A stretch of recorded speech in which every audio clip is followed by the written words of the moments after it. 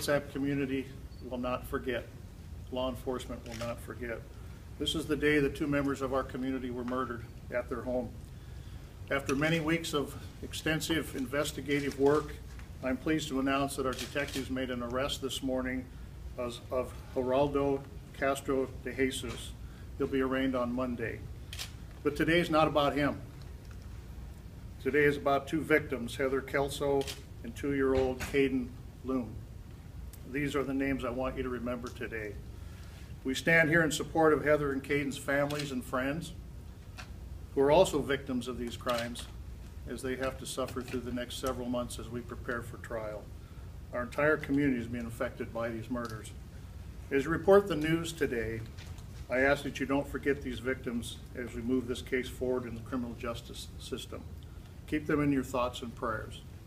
As we continue working the case and continue to seek justice, keep them in your thoughts and remember the names of Heather and Caden. Thank you. At this time, I would like to introduce Lieutenant Earl Smith, our detectives lieutenant, to provide you with further information. Earl? Thank you, Sheriff. Well, as you know, as Sheriff Simpson just said, today we made an arrest at approximately 8:30 this morning at the Puget Sound Naval Shipyard, where the suspect, Geraldo Castro de Jesus, works. He's 30 years of age. Detectives arrested him without incident with the assistance of NCIS. This has been a very difficult investigation. As you know, it happened back in March, and we're not making an arrest until today because there was a lot of work that had to be done. There were several agencies involved. There was crime scenes to process, forensic evidence to examine. We've been working with the crime lab. We've been working with the prosecutor's office and other law enforcement agencies.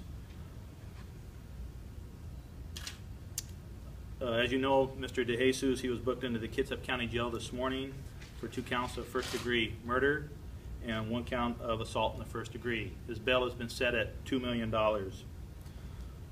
There was a valid order for protection against Geraldo de Jesus, protecting Heather Kelso at the time of the murder. And victim Heather Kelso and Mr. de Jesus, they do have an infant child in common, and that child is currently placed by Child Protective Services. No matter what I say today, or even with the arrest, we're not going to change the events back in March. Nothing's going to bring back Heather or Caden. But I hope in just some small way that with this arrest it'll help the family members just a little bit with the healing process as we do go through this criminal justice process. With this arrest, the investigation does not conclude. We're still interviewing people, and we're continuing with the investigation, and we will work with the prosecutor's office as they process the case. So I'm here to answer any questions that you may have. So if you have any questions, I'll be happy to answer those. What was the information that you guys had that led you to this arrest? Well, it's been a very long and exhaustive investigation. It wasn't one piece of information that led us to the arrest. It's kind of like a puzzle, if you will. A lot of pieces to it, and we had to get all those pieces in place to paint a picture. We had to paint a picture for the prosecutor's office. We wanted to make sure that we had all the available information that we could, all the evidence that we could, so that they would be able to review the case file, make a charging decision, and which they have, and take it to trial if it needs to be. And so that's what took so long. It wasn't just one piece of evidence. It was a lot of work and a lot of different evidence that came together. What's the motive for this? Domestic violence, and why was the child a part of it? Well, it is domestic violence. What the motive is, I have no idea, Keith, why an individual would kill 2 people, why an individual would kill a 2-year-old. So that I can't answer. That makes no sense. Is this the original guy that you guys checked on at home on the very next day? And so was this guy the one you had your eye on from the very start? Well, to answer the question it is the same individual that we contacted that morning of. But on any investigation, we follow wherever the evidence leads. And that's where the evidence led us to. Like I said, we've been in consultation with the prosecutor's office with the evidence that we have, and they made a charging decision, and an arrest warrant was issued, and he was arrested on that warrant. Can you tell us some of the key pieces of information, of the key puzzle pieces that recently came together to make you go, aha? There's so much, and there's a 9-page probable cause statement that we will make available to you. But some of it is like shell casings. We had to have electronics analyzed, a lot of forensic evidence had to be analyzed, and a lot of that just took a lot of time. So there's not just one piece of evidence. There's just a lot to the case. So there's not just one piece of evidence. What was his demeanor when you arrested him? He was cooperative.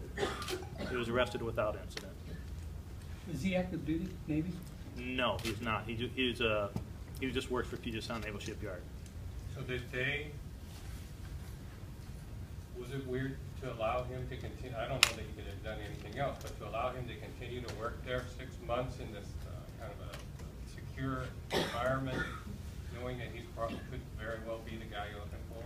Well, we got to keep in mind that there was never an arrest warrant for the last 6 months for him. The arrest warrant was issued yesterday, and we arrested him today. So that's something to keep in mind, because we want to keep an open mind of who the suspect is, or who the suspects may be. And so like I said, we followed where the evidence led, and that's where it led to. Was there any concern for safety of his coworkers? I don't believe we had any concerns for his coworkers, no. Earl, do you think that Lum was targeted by DeJesus, or was he, in fact, collateral damage? He was after Kelso and DeJesus, and Caden Lum was just there. I mean, I have my own personal opinions, but I can't say definitively if he targeted Caden, or if, like you put it, he was collateral damage. I don't know, and I can't positively tell you one way or the other. Was the baby Ava staying with him when this happened? Ava was not there that night. And she wasn't at her father's house either? That's correct. A different relative? Ava was staying somewhere else. At the night of the shooting, how much time elapsed between the shooting and when officers first contacted the suspect?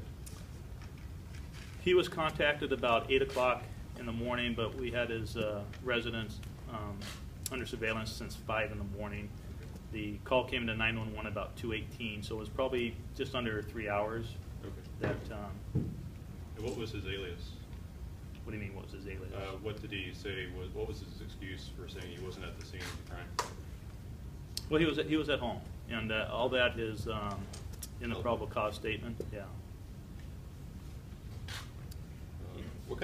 What's the make and model of the vehicle that was impounded? It's he has that vehicle back. It's a black Honda. Okay. But he has that back.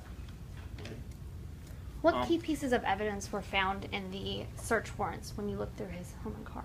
Can you say? Through his car? Well, didn't you have a search warrant for a vehicle? We have searched his vehicle. What evidence, if any, did you find there? That'd be better left if you read the probable cause statement, because I don't want to misquote exactly what was found and what wasn't found and where. And Deputy Scott Wilson, he is available to hand out probable cause statements for those that don't have it. We also have family members here of the victims that Deputy Ken Dickinson here, he can help you with and coordinate with for those family members that would like to speak with the media. We're here to support them and do everything we can to help them out too. Okay, thank you. Does anybody want to? Trammell, Trammell.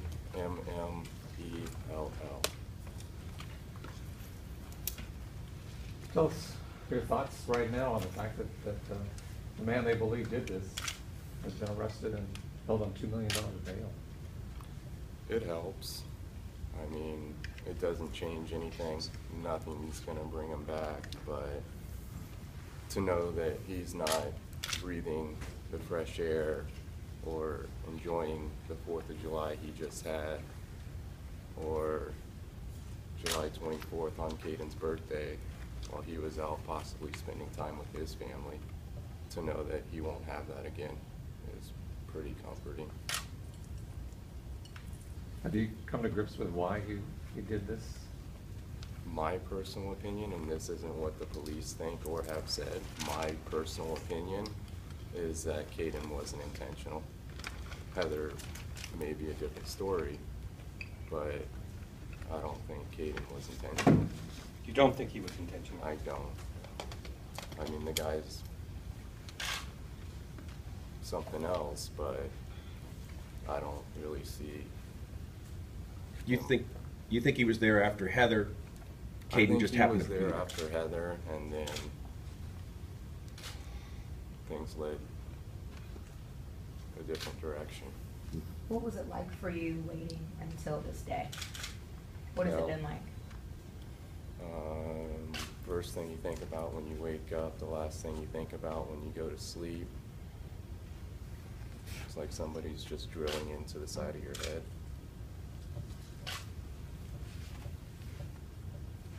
What would you like to see happen? Spend the rest of his life in jail or prison. Death penalty's too quick and easy. Can you talk a little bit about Caden, what kind of Caden. baby he is? Caden would have been 3 on the 24th of July. His mother and I split custody, so we had 50-50. He liked to play outside, he liked his dog. He loved spending time with Mom. Mom was everything to him. But he was just an all-around good kid. I mean, everybody says that about their own kid, but he wasn't even old enough to know right from wrong. It must have been tough these past few months waiting for an outcome, an arrest in this case. Yeah, it's been tough, but like I said, nothing's going to change it. I mean, it's good to know that they got him, or who they believe it is, but it's still not going to bring Caden back. It's not going to bring Heather back. I mean... That's who you thought it was from the beginning? Me, yes. Did you know him? No, I don't know him. I've never seen the guy, I've never met the guy. And as far as I know, neither has Jaleesa. So, I mean, as far as Jaleesa and I are concerned, it's like a random burglar just came in. How have you coped the last 5 months? What's gotten you through the day? Work and motorcycles. That's about it. Get up, go to work, come home, get on the bike. Then when I come back home, I go to sleep. Sleeping's the only thing that turns my brain off.